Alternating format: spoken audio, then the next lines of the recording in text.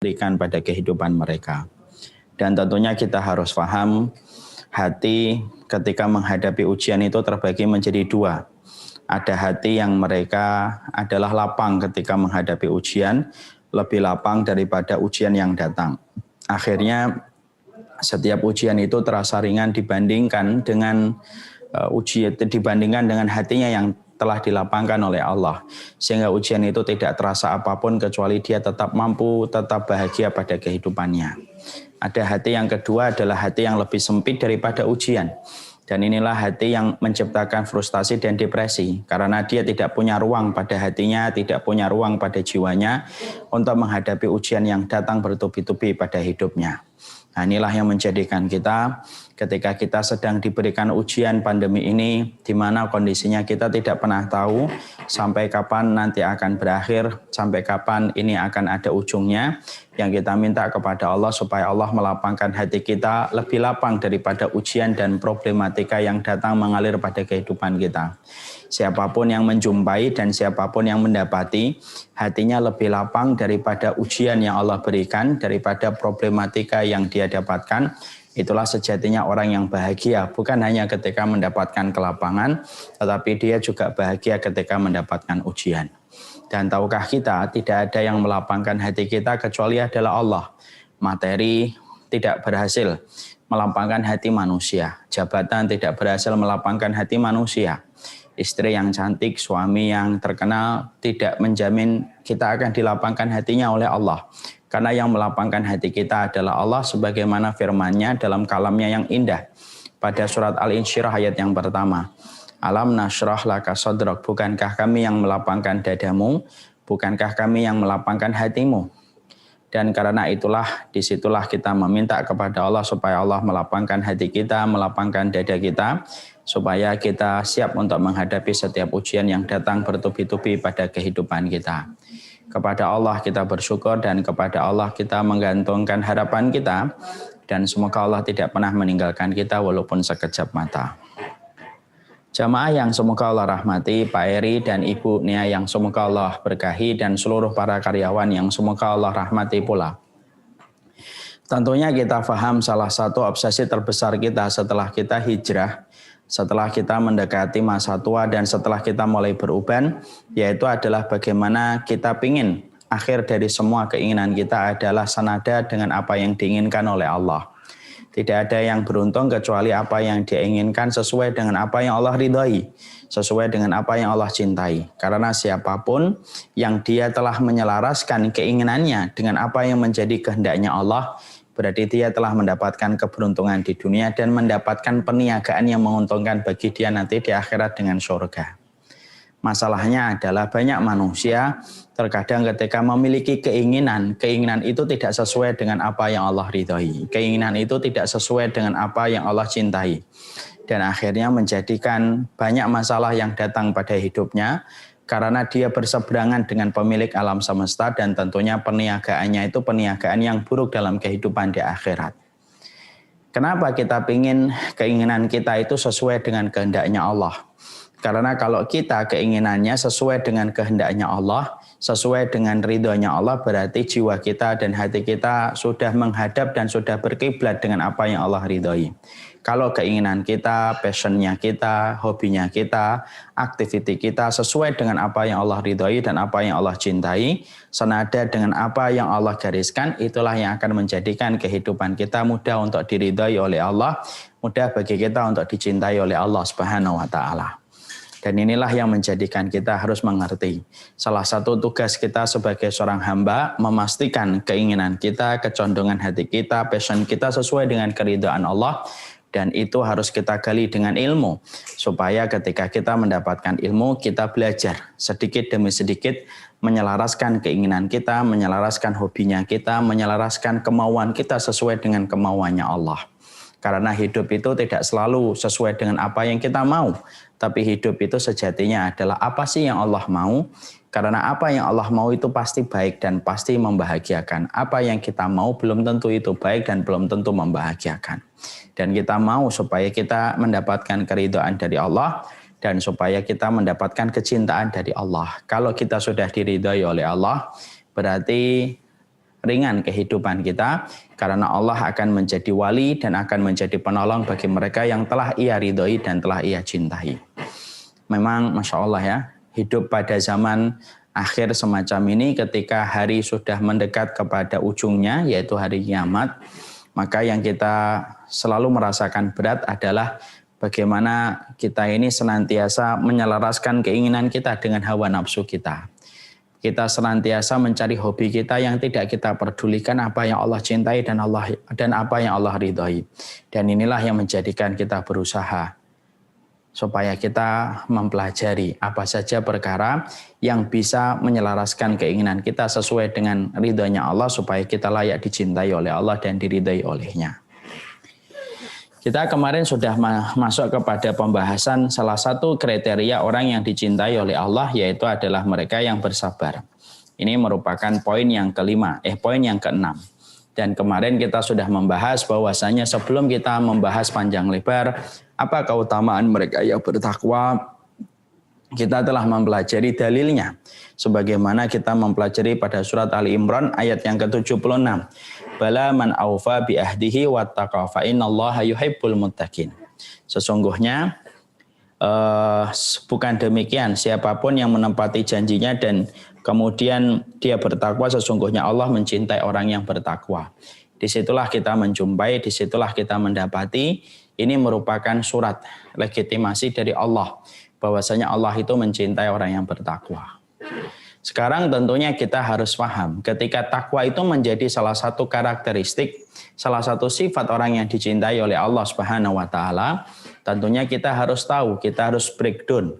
Breakdownnya itu apa sih namanya ketakwaan? Karena hari ini takwa itu sering kita dengarkan di mimbar-mimbar pada waktu sang khatib berkhutbah. Tapi ternyata realisasi dari ketakwaan itu sulit kita aplikasikan pada kehidupan karena salah satunya sebenarnya kita juga tidak ngerti.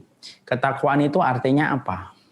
Karena sering sekali itu menjadi narasi ilmiah, hanya menjadi narasi kata-kata, tapi justru malah kita tidak memahami definisi yang sebenarnya pada ketakwaan.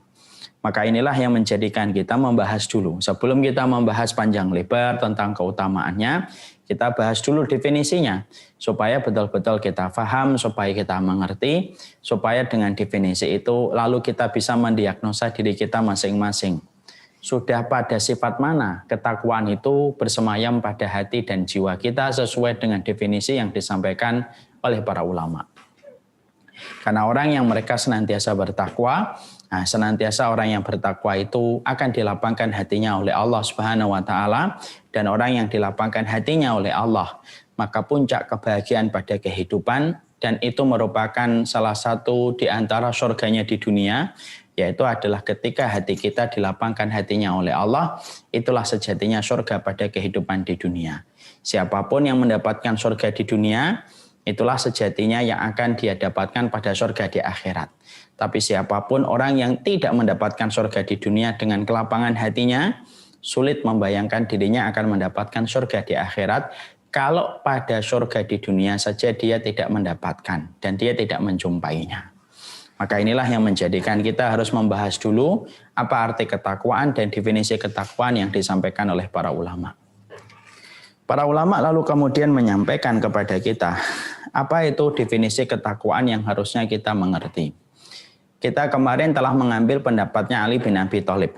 Ali bin Abi Thalib menyampaikan bagaimana arti ketakwaan itu sendiri dengan 4 sifat yang kita terangkan di awal. Apa itu sifat yang pertama yang sudah kita pahami? Al-khawfu minal jalil. Orang yang bertakwa itu adalah mereka yang senantiasa bertambah takutnya dia kepada Allah Subhanahu wa taala. Nah, jadi orang yang takut itu merupakan pokok dari kebaikan.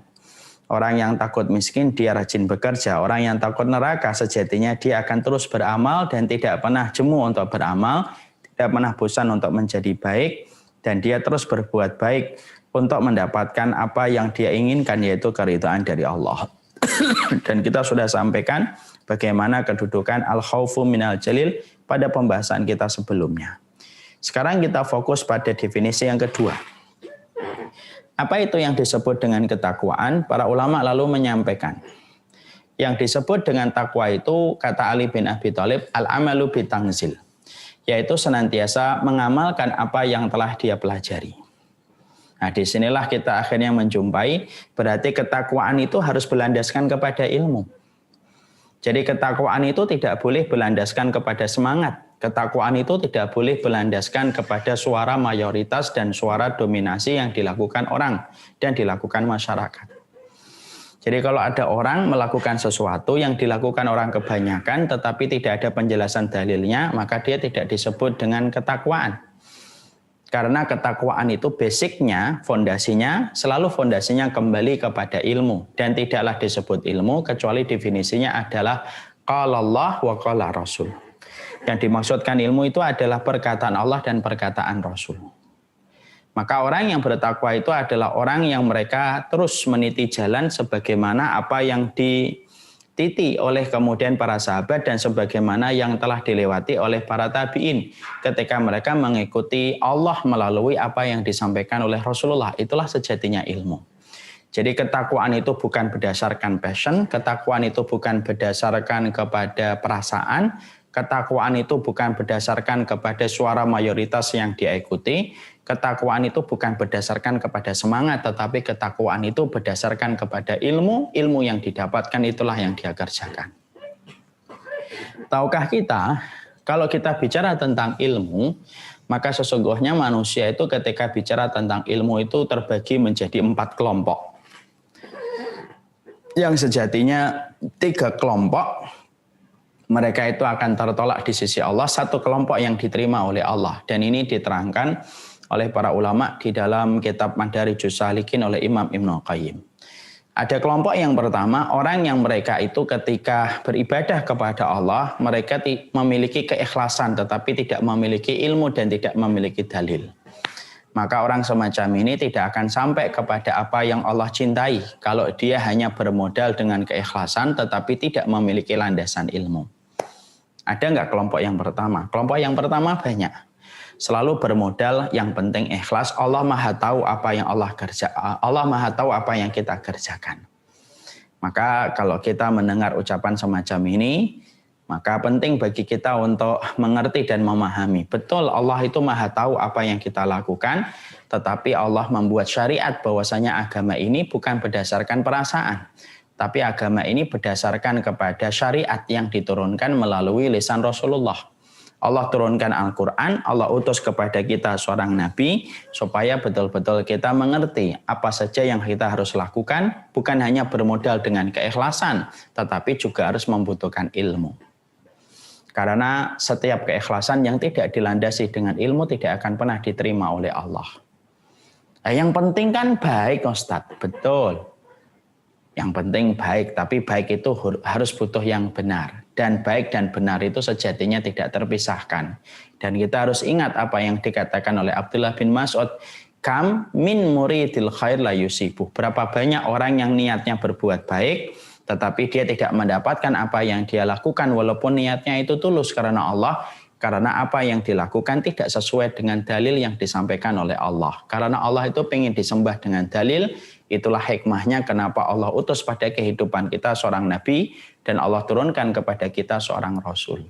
Dan Allah turunkan kepada kita kitabullah yaitu adalah Al-Quran. Ya, yang pertama, mereka punya ikhlas. Jadi kalau ikhlas banget.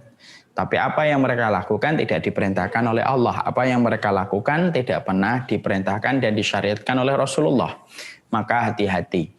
Orang-orang semacam ini adalah orang yang dikategorikan oleh para ulama. Mereka bermodal keikhlasan tetapi tidak memiliki ilmu. Dan sesungguhnya Allah pasti menanyakan kepada kita ilmu. Supaya setiap orang tidak mereka-reka dan supaya tidak semua orang merekayasa apa yang mereka lakukan kecuali mereka bertanggung jawab terhadap apa yang mereka lakukan sesuai dengan referensi yang mereka dapatkan. Maaf ya, bukankah S1 ketika akan mendapatkan gelar sebelum dia mendapatkan gelarnya ada ujian skripsi? Dan begitu detailnya ujian skripsi, ditanya satu persatu bagaimana dalam ujian itu, ditanya referensinya dari mana, literasinya bagaimana. Kalau ada tulisan-tulisan, beberapa lembar tidak ada referensinya ditolak. Kalaulah hanya urusan skripsi, ternyata ada referensi yang jelas supaya skripsi itu diterima dan sah menjadikan seseorang mendapatkan gelar, apalagi persoalan kita di hadapan Allah. Butuh ilmu, butuh dalil. Karena agama ini adalah agama ilmu, bukan agama yang menekankan kepada semangat, bukan agama yang menekankan kepada perasaan, bukan agama yang menetapkan berdasarkan logika. Agama ini menempatkan logika, perasaan, semangat dipandu dengan ilmu karena komandannya itu ilmu. Komandannya bukan perasaan, komandannya bukan semangat, komandannya bukan prasangka dan logika. Komandan dalam kehidupan orang yang beriman adalah ilmu. Ini kelompok yang pertama. Kelompok yang kedua, ada mereka itu memiliki ilmu tetapi tidak memiliki keikhlasan. Ini juga sama parahnya dengan yang pertama. Mereka punya ilmu, mereka mampu menyebutkan dalilnya, tetapi ternyata mereka tidak memiliki sisi keikhlasan. Sehingga walaupun mereka memiliki dalilnya, mereka memiliki ilmunya, yang merupakan salah satu sifat orang yang bertakwa yaitu memiliki ilmu, tapi ketika semua ilmu yang mereka raih dan mereka genggam dan mereka mampu pertanggungjawabkan secara referensi dan literasi, ternyata tidak diiringi dengan komitmen menjaga hatinya dan keikhlasan hatinya. Orang yang tidak memperlihatkan komitmen kepada keikhlasan walaupun dia mendapatkan ilmu, mampu menjabarkan ilmu, mampu menyampaikan referensi-referensi ilmu, tetapi ketika dia tidak memiliki keikhlasan, sejatinya semua yang dia lakukan tidak akan diterima oleh Allah. Karena ilmu memanggil keikhlasan dan ikhlas memanggil ilmu dan tidak terpisahkan. Layaknya baju dengan celana yang tidak terpisahkan. Layaknya handphone dengan chargernya yang tidak terpisahkan. Layaknya jendela dengan pintu yang tidak terpisahkan. Dan itulah sejatinya yang kita dapatkan. Sesungguhnya ada kelompok yang kedua, punya dalil, punya ilmu, punya petunjuk. Mereka mampu bertanggung jawab secara referensi dan literasi. Tapi ternyata ketika bicara niat, mereka gagap. Mereka tidak mampu menyebutkan niat dan ikhlas, mereka tidak mampu menempatkan keikhlasan pada hatinya, maka seketika ilmunya tidak tersisa, menguap dan tidak ada yang diterima oleh Allah walaupun sejengkal, karena ilmu tanpa keikhlasan sebagaimana celana tanpa baju. Itu yang kedua. Ada kelompok yang ketiga, yaitu mereka yang tidak pernah peduli tentang keikhlasan dan tidak peduli tentang ilmu. Ini yang paling parah. Mereka tidak peduli tentang ilmu, tidak peduli tentang ikhlas. Bagi mereka itu ya kehidupan itu ya santai-santai aja. Yang penting Islam, penting Islam gitu. Tidak pernah peduli bagaimana menjaga keikhlasan dan tidak pernah peduli bagaimana menjaga komitmen keimanan kita dengan ilmu.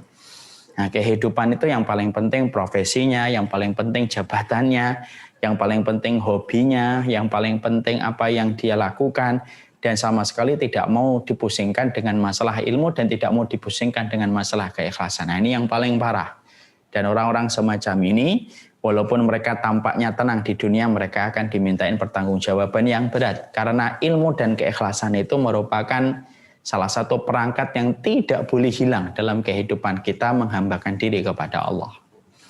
Maka yang keempat, kelompok yang keempat itu, kelompok yang mereka itu sejatinya adalah kelompok yang Allah cintai kalau bicara ilmu. Kelompok yang sejatinya diridhai oleh Allah Subhanahu wa Ta'ala. Yaitu adalah kelompok mereka yang memadukan antara ilmu dengan keikhlasan. Mereka terus belajar, mereka tidak berkata dan mereka tidak berbuat kecuali dilandasi dengan ilmu. Dan ketika mereka berkata dan mereka ketika berbuat, ketika mereka berkata-kata dan ketika mereka berbuat, selalu mereka menempa hati mereka supaya mereka memiliki keikhlasan. Bahwasanya apa yang mereka lakukan, apa yang mereka kerjakan itu sesuai dengan niat untuk mencari ridhonya Allah dan tidak ada yang dia harapkan kecuali adalah ridhonya Allah dan kecuali kecintaannya Allah Subhanahu wa Ta'ala. Maka orang semacam inilah yang memadukan antara ilmu dengan keikhlasan dan inilah sejatinya karakter ketakwaan. Karakter ketakwaan itu mereka memiliki dalil, mereka memiliki ilmu, mereka juga punya keikhlasan. Setelah ilmu mendarat pada pemikiran mereka, setelah ilmu mendarat pada hati dan jiwa mereka, maka mereka rubah bagaimana kekuatan ilmu yang sudah mereka peroleh, kekuatan ilmu yang sudah mereka dapatkan, mereka luncurkan dengan amal-amal yang mereka lakukan. Inilah sejatinya orang-orang yang memiliki ketakwaan pada kehidupan mereka. Makanya Masya Allah ya, Nah, inilah yang disebut dengan ketakwaan yang kedua, al-amalu bitangzil. Sesungguhnya mereka senantiasa beramal dengan apa yang turun kepada mereka. Makanya Masya Allah ya, bisa jadi ada orang yang ilmunya sedikit, walaupun mereka terus berusaha, tapi bisa jadi orangnya berkah dengan ketakwaan walaupun ilmu sedikit, karena apa yang sampai kepadanya, itu betul-betul dia kerjakan dan dia lakukan. Ketika dia paham bahasa sederhana dalam ketakwaan itu, lakukan apa yang Allah perintahkan, tinggalkan apa yang Allah larang dengan ilmu yang sampai. Dan bisa jadi ada orang yang sedikit ilmunya, tidak terlalu banyak ilmunya, tapi bisa jadi tidak menghalangi dia dari ketakwaan, karena yang sedikit itu justru diamalkan sesuai dengan apa yang dia mampu, sesuai dengan apa yang dia kuasai. Lalu menyerahkan semuanya itu kepada Allah. Itulah yang disebut dengan orang yang berilmu. Makanya Masya Allah. Kemudian setelah kita mengetahui ini, maka mungkin ada yang di antara kita yang bertanya, tandanya ilmu yang benar itu gimana Ustadz? Supaya ilmu yang kita pelajari betul-betul benar. Maka tanda ilmu yang benar dan karakteristik ilmu yang benar itu setidaknya ada 3. Ya. Jadi nanti kalau kita mendapatkan karakteristik satu persatu dari 3 perkara ini, berarti ini merupakan ini merupakan kesatuan dari karakteristik ilmu yang benar. Ilmu yang benar itu memiliki karakteristik 3, sifatnya ada 3. Jadi kalau kemudian kita mendapatkan ini, berarti kita berada pada ilmu yang betul-betul bersambung dengan Nabi, yang betul-betul bernasab dengan Nabi. Jadi kalau ilmu yang diajarkan Nabi itu intinya kalau disederhanakan itu ada 3 sifat yang melekat pada setiap ilmu yang diajarkan oleh Nabi. Dan ini harus kita bahas. Kenapa harus kita bahas? Karena sesungguhnya kita membahas ini karena sesungguhnya ketakwaan itu berkaitan dengan ilmu. Dan ilmu itu harus betul-betul kita screening supaya betul-betul ilmu yang sesuai dengan apa yang diajarkan Nabi. Karena ilmu hari ini ketika di zaman fitnah, banyak perkara-perkara yang terkadang kita sangka itu ilmu, tapi padahal itu bukan ilmu.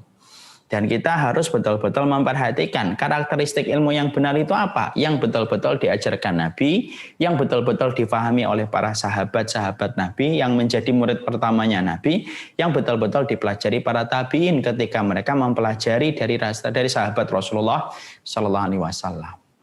Nah, itulah yang menjadikan kita harus paham.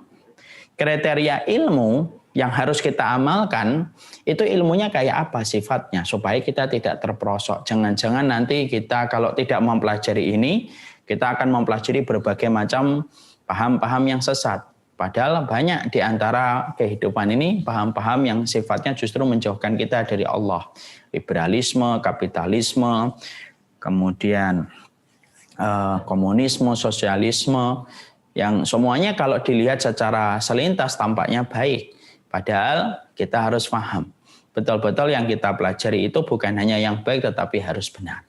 Nah, karakteristik ilmu yang benar itu ada 3. Yang mana kalau kita sudah memiliki 3 sifat ini, berarti kita tinggal berkomitmen merubah dari satu teori, dari sebuah narasi menjadi aksi. Kalau kita sudah mendapatkan ilmunya dengan standar ilmu yang benar. Sekarang apa itu Ustaz? Tanda ilmu yang benar. Tanda ilmu yang benar itu 3. 1, ta'zimun nusus fi kitabillahi wa sunnati rasulillahi sallallahu alaihi wasallam. Sebuah tanda ilmu yang benar itu adalah ilmu yang mengkondisikan kita untuk patuh kepada syariat, patuh tanpa syarat, taat tanpa tabi. Nah, jadi kalau ada orang, ada satu buku, ada referensi, ada seorang ustadz yang mengkondisikan kita untuk patuh tanpa syarat, taat tanpa tabi kepada apapun yang termaktub di dalam kitabullah, termaktub di dalam hadis-hadis Rasulullah, berarti itu adalah salah satu tanda ilmu yang benar. Jadi kalau kita menjumpai ada satu ilmu yang diajarkan, menyuruh kita untuk mengkritik nas ini. Nas itu redaksi pada, nas itu wahyu ataupun hadis. Menyuruh kita mengkritik ini, lalu menguji studi atau studi kritis terhadap syariat ini. Dan syariat itu intinya tidak ada kepercayaan penuh kepada apa yang ada di dalam kitabullah dan tidak memiliki kepercayaan yang penuh kepada hadis Rasulullah. Kalau ada yang semacam ini, maka itu bukan tanda ilmu yang diajarkan Nabi. Karena yang diajarkan Nabi itu secara simpel dan sederhana, tetapi inti dari apa yang diucapkan Nabi itu apa? Ya kamu patuh tanpa syarat, taat tanpa tapi. Ya. Jadi kalau ikhwan-ikhwan, Bapak dan Ibu, kalau pada kesempatan-kesempatan kemudian mendapatkan ilmu dan referensi, tapi intinya untuk mementahkan apa yang telah disampaikan oleh Rasulullah dan untuk mementahkan apa yang disampaikan oleh para sahabat-sahabat Nabi. Para sahabat Nabi mengatakan A, kemudian ada orang berkata, sebenarnya nggak gitu-gitu amat. Seakan-akan dia lebih tahu daripada sahabat Nabi yang sifatnya mementahkan apa yang menjadi komitmen kita untuk patuh tanpa syarat, taat tanpa tapi, maka hati-hati. Walaupun itu terkadang dibumbui dengan narasi dan pemilihan kata dan diksi yang indah, tapi sejatinya bukan itu ilmu yang benar, yang sejatinya menjadi perhiasan dalam ketakwaan. Karena ketakwaan itu sejalan dengan ilmu, dan intinya ilmu adalah kepatuhan tanpa syarat, ketaatan tanpa tapi. Ya. Dan kalau kemudian ada orang ketika mengklaim mendapatkan ilmu, lalu dia mengkritik ini, mengadakan studi kritis ini, studi kritis itu, maka sesungguhnya sifat orang yang perkara yang membedakan antara keimanan dengan kemunafikan yang sangat dibenci oleh Allah itu apa?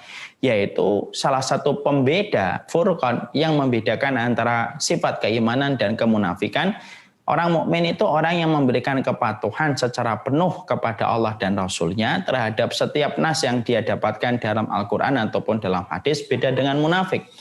Munafik itu selalu ketika dia mendapati nas, baik itu ada di dalam Al-Quran ataupun ada yang ada di dalam hadis, maka mereka akan memilih sesuai dengan selera dan frekuensi mereka. Kalau sesuai dengan frekuensi mereka, mereka terima. Kalau tidak sesuai dengan frekuensi mereka, mereka komentari, mereka omongin macam-macam, dan mereka tidak percaya diri terhadap syariat Islam. Makanya kalau hari ini kita sering berjumpa manusia yang sudah tidak lagi percaya diri dengan keislaman dia, yang bisa kita katakan dengan mereka itu orang yang suka ngeritik gitu ya. Saya pernah menjumpai ada seseorang itu mengkritik Islam, mengkritik kaum muslimin gitu. Dikatakan muslim ini terbelakang, banyak yang bodoh gitu. Saya ketika melihat video itu tuh pengen marah tapi mencoba untuk realistis gitu. Saya lihat orang yang ngomong itu, yang katanya dosen. Nah, saya lihat kehidupannya juga nggak maju, kehidupan juga dia biasa-biasa aja, nggak ada yang istimewa dalam hidupnya, tapi suka mengkritik Islam dan mengkritik syariatnya Allah. Kalau ada orang yang suka mengkritik syariatnya Allah, berarti dia telah keluar dari rel ilmu yang benar. Dan sesungguhnya narasi yang kita sampaikan kepada mereka itu sederhana. Katakan sama mereka, orang yang suka mengkritik kepada syariat Allah, mengadakan studi kritis kepada hadis-hadis Nabi, tidak ada kepercayaan penuh kepada kebenaran mutlak yang dimiliki oleh Allah dan Rasul-Nya ketika telah sampai kepada kita dengan hadis yang sahih, maka kita katakan kepada mereka, kalaulah Islam itu tidak lagi baik menurut dirimu ketika kamu banyak mengkritik, lalu alasan apa kamu mempertahankan keislaman kamu hari ini?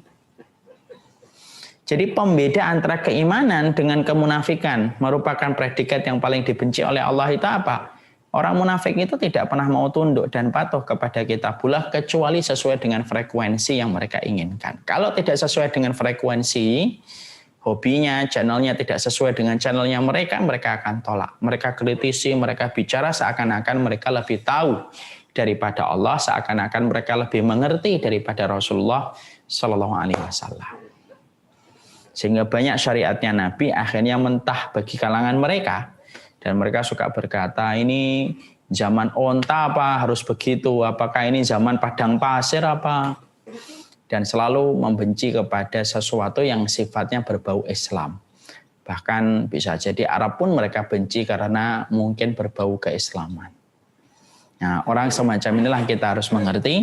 Salah satu di antara karakteristik ilmu yang benar, yaitu adalah mereka yang mengkondisikan kita untuk patuh tanpa syarat, taat tanpa tapi. Itu yang pertama. Yang kedua, yaitu adalah tanda dan karakteristik ilmu yang benar itu yang kedua, sihatul faham. yaitu adalah bagaimana dia memiliki pemahaman yang benar. Pemahaman yang benar itu artinya ketika dia mendapatkan ayat-ayat suci Al-Quran, maka dia harus kembalikan setiap ayat suci Al-Quran itu kembalinya kepada dalil. Setiap dia membaca ayat suci Al-Quran dikembalikan pemahamannya sebagaimana para sahabat. Dan dia tidak menafsirkan sendiri. Karena Quran itu, sejatinya Quran ini akan kemudian menjadi berbeda-beda kalau kemudian kita itu mengembalikan Al-Quran itu sesuai dengan pemahaman kita dan tidak kita kembalikan kepada hadis. Jadi kalau Al-Quran ini kita kemudian tafsirkan sendiri, itu bisa kemana-mana. Bisa kemana-mana Quran itu. Sesuai dengan kehendak orang yang ingin untuk mengambilnya dan kemudian dia mungkin akan tinggalkan. Padahal Quran itu memiliki pakem yang telah diajarkan oleh Nabi. Maksudnya ayat ini begini, maksudnya ayat ini begini, dan semuanya telah disampaikan Nabi.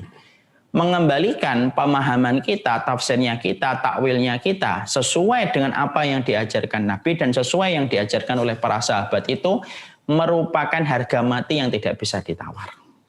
Merupakan harga mati yang tidak bisa ditawar. Kalau ada orang yang kemudian mereka mencoba untuk menawar dan meninggalkan ini, lalu mereka tidak mau memakai tafsir yang disampaikan oleh Nabi, lalu kemudian mereka tidak mau untuk melihat apa yang telah disampaikan oleh Rasulullah SAW dan difahami oleh Rasulullah SAW, maka sesungguhnya inilah orang-orang yang bermasalah dalam ilmunya. Nah, saya akan sampaikan sebuah kisah nyata ini. Beberapa hari yang lalu, ada seseorang yang suka sekali dia mengolok-olok kaum muslimin. Semoga Allah memberikan rahmat kepadanya. Dia mengkritik tentang penamaan kata kafir. Lalu kemudian dia mengambil satu ayat yang diambil olehnya surat Al-Baqarah 62. Innal ladzina amanu walladzina hadu wan nasara wasabiina man amana billahi wal yaumil akhir wa amila salihan falahum ajruhum inda rabbihim wala khaufun alaihim walahum yahzanun. Surat Al-Baqarah 62. Lalu artinya adalah sesungguhnya orang yang beriman dari kalangan Yahudi, orang Nasara, orang Sabiin, siapa saja di antara mereka yang beriman kepada Allah dan hari akhir dan melakukan kebaikan, mereka mendapatkan pahala di sisi Allah. Mereka tidak ada rasa takut dan mereka tidak bersedih. Orang ini lalu memakai dalil ini bahwasanya semua agama itu sama. Dia mengambil satu ayat ini. Satu ayat ini diambil. Lalu kemudian mengkritik keras tentang penamaan kata kekafiran atau kata kafir. Maaf ya, kata kafir itu bukan kasar. Kata kafir itu menjelaskan status orang yang mereka menutup dirinya dari cahaya iman yang didatangkan oleh Allah dan Rasulnya. Itu bukan kata-kata kasar. Sebenarnya ada yang lebih kasar. Setiap agama selalu memiliki nama dan status yang disematkan kepada orang yang belum beriman kepada agama mereka. Tetapi uniknya hanya Islam yang sekarang dipermasalahkan. Nah, inilah zaman fitnah. Padahal pada agama-agama yang lain juga punya. Agama-agama yang lain itu juga punya. Bahkan penamaannya itu jauh lebih kasar kalau menurut ana dibandingkan kata kafir. Karena kata kafir itu artinya mengingkari. Yang sifatnya tidak mau untuk menerima hidayah Allah dan Rasulnya. Sekarang mari kita kembalikan kepada tadi. Orang ini, ya, saya tidak ngerti memang orang ini mungkin dibayar hanya untuk membuat kegaduhan. Lalu mengambil surat Al-Baqarah 62 ini untuk menjadi dalih dan pembenaran bahwasanya orang kafir itu tidak ada. Berpegang pada surat Al-Baqarah 62.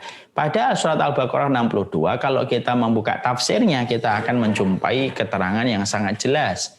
Ayat ini turun kepada umat sebelum Rasulullah, sebelum mereka bertemu dengan Nabi, dan sebelum Rasulullah diutus menjadi Nabi. Ayat ini berbicara tentang mereka. Tapi setelah diutusnya Rasulullah SAW, maka kita harus memahami ayat ini tidak berdiri sendiri.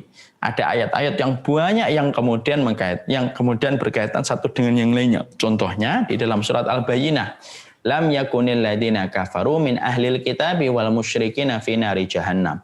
Orang-orang ahlul kitab, orang-orang musyrikin itu mereka itu kafir. Innal ladzina kafaru, orang-orang kafir itu siapa? Ahlul kitab dan orang-orang musyrikin, dan mereka di dalam neraka kalau mereka mati membawa keyakinan itu sampai dia tidak beriman kepada Allah hingga maut menjemput mereka. Nah, itulah bahayanya kalau kita memakai tafsir tidak menggunakan pemahaman yang benar. Karena pemahaman yang benar itu menggunakan tafsir yang benar. Dan itulah sejatinya yang mengkhawatirkan orang yang kadang-kadang mendatangkan ayat. Kalau kita tidak kuat ilmunya, tidak kuat referensinya, kita langsung terpesona dengan ayat yang dia bawa. Padahal ayat itu akan dibentuk sama dia sesuai dengan keinginan dia, dan dia meninggalkan bagaimana pemahaman yang sebenarnya pada ayat itu. Ayat itu bisa dibawa kemana-mana kalau tidak mau berkomitmen untuk mengembalikan kepada apa yang disampaikan oleh Nabi. Nah, itulah bahayanya sekarang. Jadi ajaran sesat itu bukan karena semata-mata tidak memiliki dalil di dalam Al-Quran. Kadang-kadang ada dalilnya di dalam Al-Quran tetapi tidak sesuai dengan konteks yang disampaikan oleh Nabi. Padahal setiap ayat itu ada sesuai dengan konteksnya. Nabi ketika Al-Baqarah turun, Nabi menyampaikan apa sih artinya. Dan itu direkam oleh para sahabat. Para sahabat mengajarkan kepada tabi'in, tabi'in mengajarkan kepada tabi'ut tabi'in. Sampai akhirnya banyaklah tafsir-tafsir yang muktabar, tafsir-tafsir yang diakui oleh umat. Tafsir Imam Ibnu Katsir, tafsir At-Tabari, tafsir Asy-Syaukani. Dan itu sejatinya kita harus mengerti. Karena sesungguhnya bersambung kepada Nabi di dalam memahami ayat itu penting. Makanya kalau kita menjumpai ada orang menyampaikan ilmu pada kehidupan kita, ternyata ketika dia sampaikan masalah ilmu, ayat yang dia sampaikan ternyata tidak dikembalikan kepada tafsir-tafsir yang benar, tidak dikembalikan kepada tafsir-tafsir yang utuh, maka itulah sejatinya yang bisa menjadikan seseorang, dan itulah yang bisa menjadikan seseorang itu jatuh dan terperosok kepada kerusakan di dalam ilmu ketika dia tidak mengembalikan tafsir sesuai dengan pemahaman yang benar. Nah, makanya yang kedua itu apa? Pemahaman yang benar. Pemahaman yang benar itu kembalinya kepada Nabi, kepada Rasul, dan kepada para sahabat dan para tabi'in yang mereka itu mengetahui bagaimana Quran itu ketika diturunkan. Makanya harus dikembalikan kepada tafsir. Dan tidak sembarangan tafsir. Ya, tapi betul-betul tafsir yang merujuk kepada apa yang disampaikan oleh Nabi kepada para sahabat. Karena apa? Itulah ajaran yang benar. Karena yang mengetahui maksudnya Al-Quran itu hanya Rasulullah. Dan Rasulullah itulah yang dibimbing oleh Allah untuk mengetahui maksud dalam setiap ayat-ayatnya Allah. Dan itulah yang disampaikan Rasul kepada para sahabat. Kemudian yang ketiga yang kita harus pahami, karakteristik ilmu yang benar itu adalah yang ketiga yaitu adalah al-i'timad ala sunnah as-sahihah. Dia harus berpegang dan bersandar kepada sunnah yang betul-betul lurus. Dia harus berpegang kepada sunnah yang betul-betul benar. Artinya hadis-hadis yang dia sampaikan betul-betul hadis-hadis yang sahih, bukan sengaja untuk merekayasa hadis, ya, sebagaimana kalangan Rafidhah itu paling gampang dan paling suka untuk merekayasa hadis. Hadis itu bagi mereka sesuatu yang gampang untuk diadakan sesuai dengan tingkat kebutuhan. Makanya ada salah satu pembesar Rafidhah yang bertobat berkata, "Kunna idza jalasna fara'aina syai'an faja'alnahu hadisan." Kami kalau duduk-duduk lalu kami melihat sesuatu, kami buat hadisnya. Itu orang-orang Rafidhah.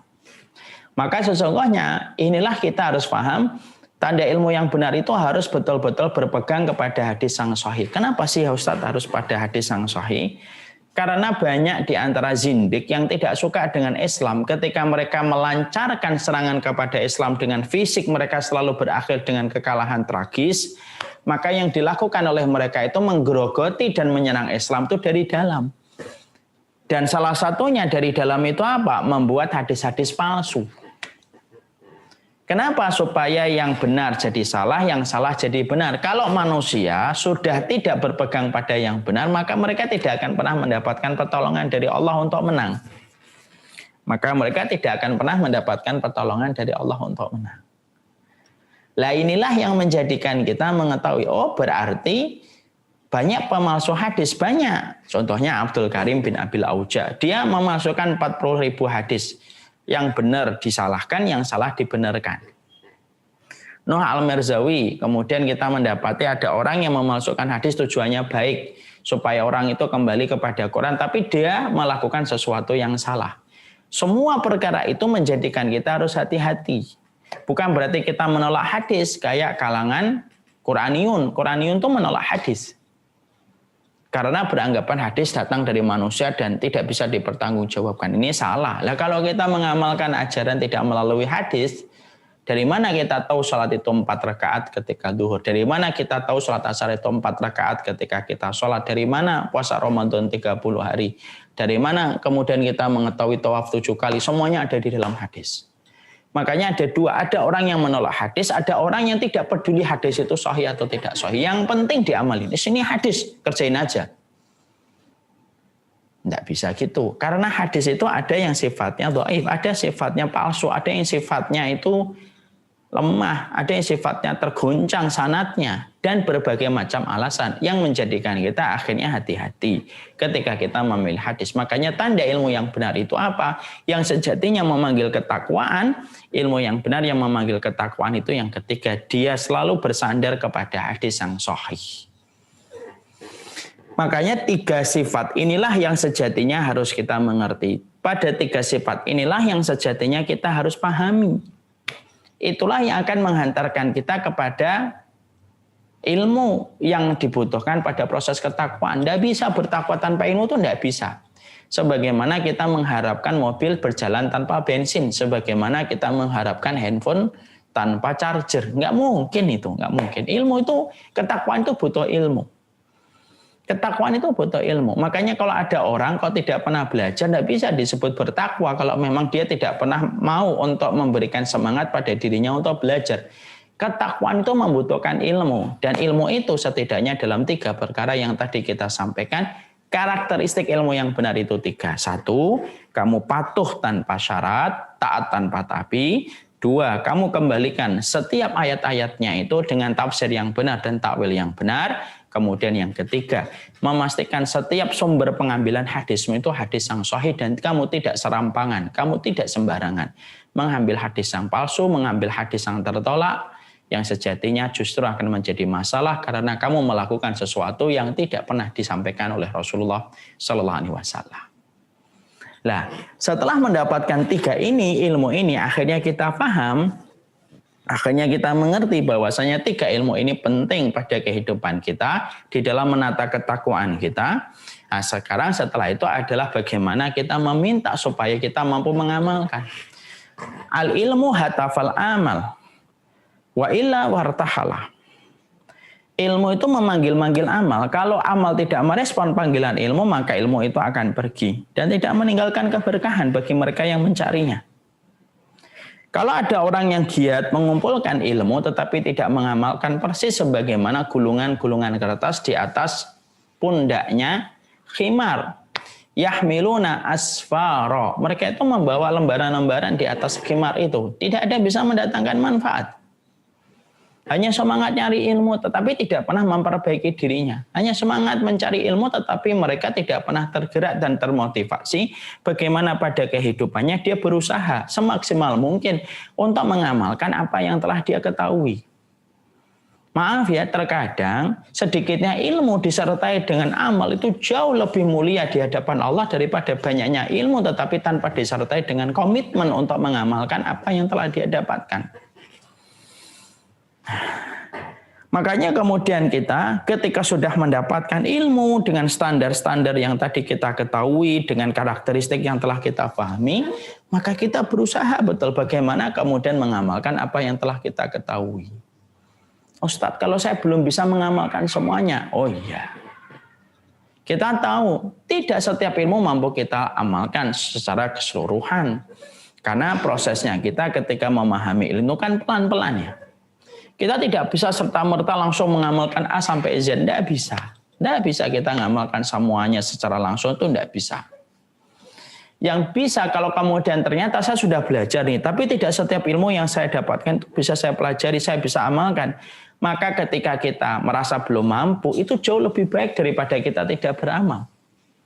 Saya belum bisa ini, saya belum bisa ini. Kemudian kita menyatakan kehinaan kita, kerendahan kita di hadapan Allah ketika kita belum mampu mengamalkan, maka itu insya Allah Justru menjadi sebab Allah akan menolongmu, Allah akan menolongku untuk dimampukan kita beramal dengan amal itu. Ya. Jangan kemudian akhirnya ketika kita memahami ilmu yang harus diamalkan, lalu kalau salah paham, orang itu berkata, ya sudahlah saya tidak usah mempelajari supaya tidak ada beban mengamalkan. Orang yang justru sengaja tidak mau berilmu, itu justru lebih parah daripada orang yang mengetahui ilmu walaupun belum bisa mengamalkan. Orang yang belum bisa mengamalkan itu bisa jadi dimaafkan oleh Allah ketika dia menyatakan kelemahan dirinya di hadapan Allah daripada orang yang sengaja tidak mau belajar. Karena yang kita jumpa itu apa? Begini, ada orang itu kadang-kadang kalau ada di depannya kitab gitu, dia lagi duduk. Dia tidak mau baca. Dia lihat. Dimatikan lagi. Kalau ditanya, kenapa kok nggak dibaca? Buka aja, nggak apa-apa gitu. Nggak. Nah ini saya baca malah saya tahu, kalau saya tahu harus mengamalkan. Berat. Lebih baik nggak usah tahu. Kalau nggak tahu kan tidak ada kewajiban mengamalkan.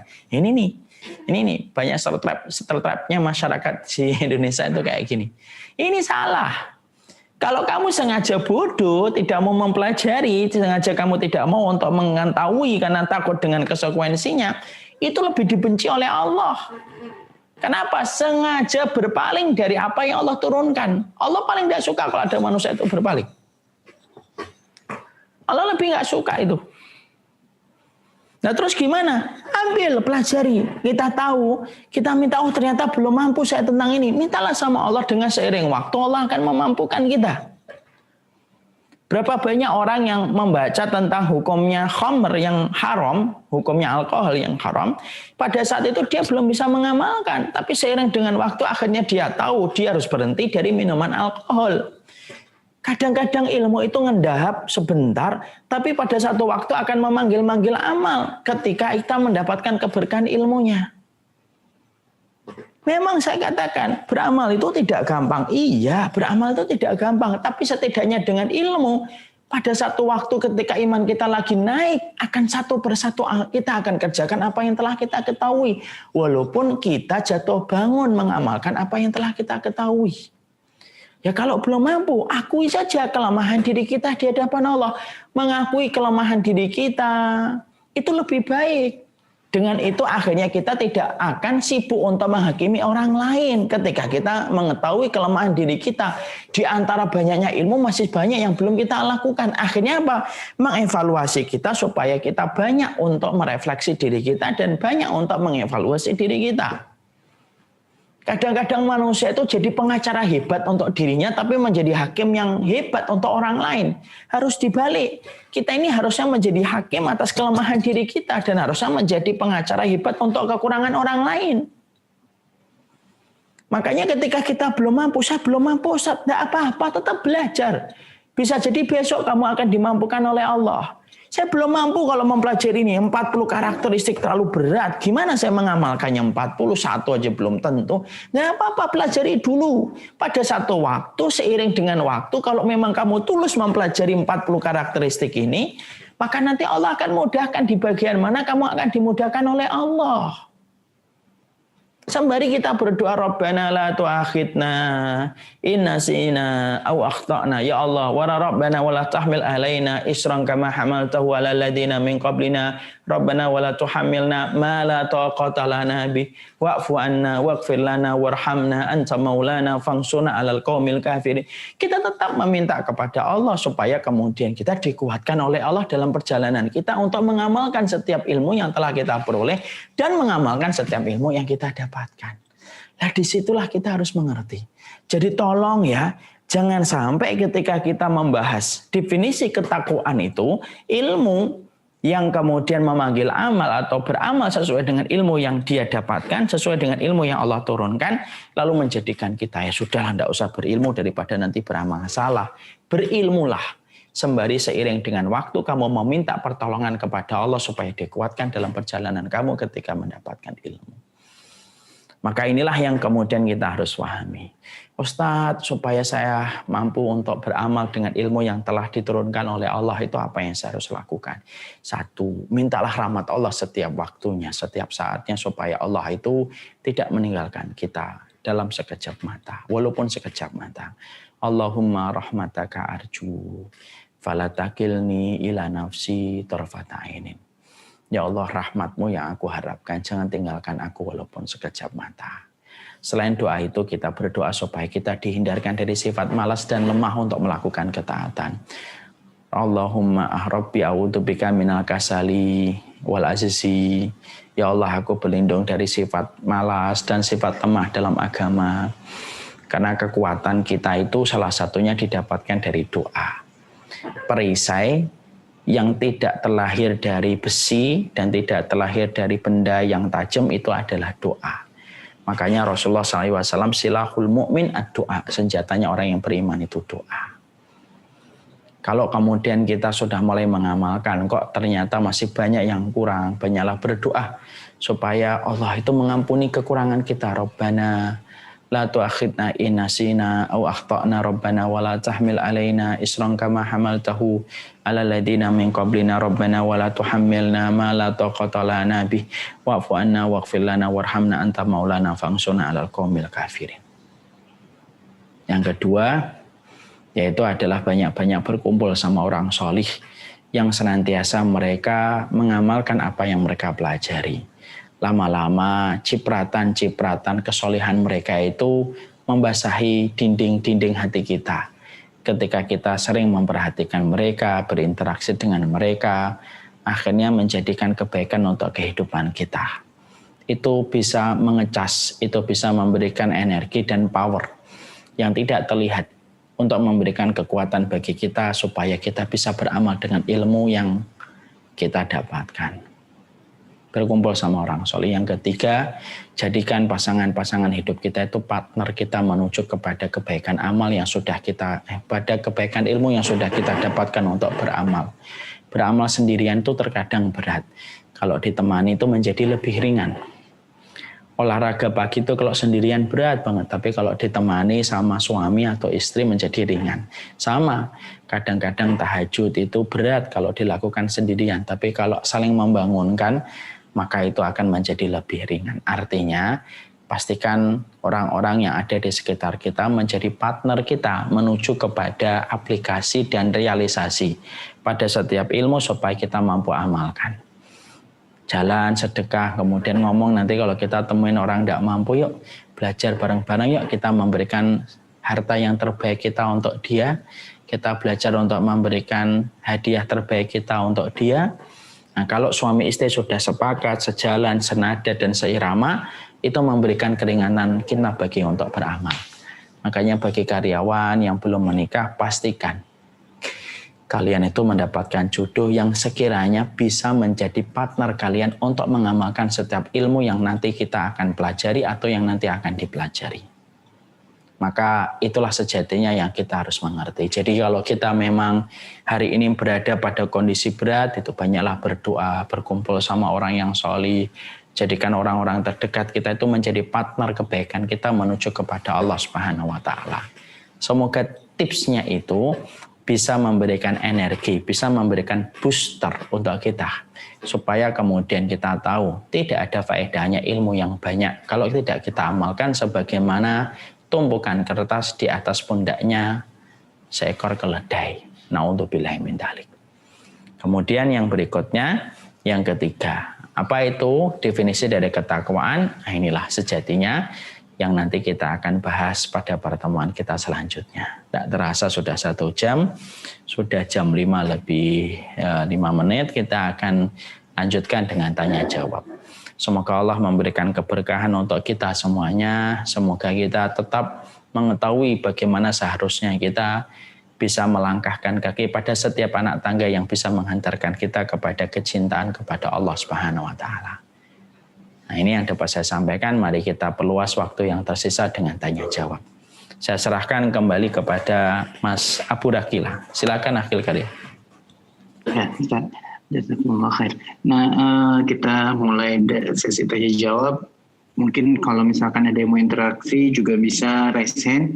Tapi sebelumnya saya bacakan yang sudah masuk lewat kolom Q&A.